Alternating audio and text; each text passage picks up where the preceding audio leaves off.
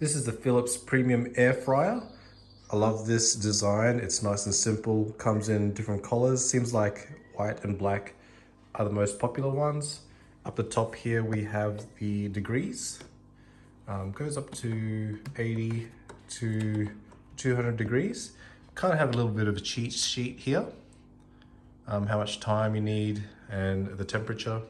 And it has a big dial here, goes up to 60 minutes. So when you turn this dial, it turns it on, and when it gets to 0, it will turn off automatically.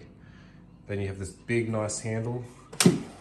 Open up the compartment and you can fit quite a lot of chicken, poultry, bakery stuff in there, whatever you want to air fry, and it doesn't use any oil. But it is easy to come out because you can just take it out like that and you can just clean easily. I just cooked something in it, so it's not super clean right now.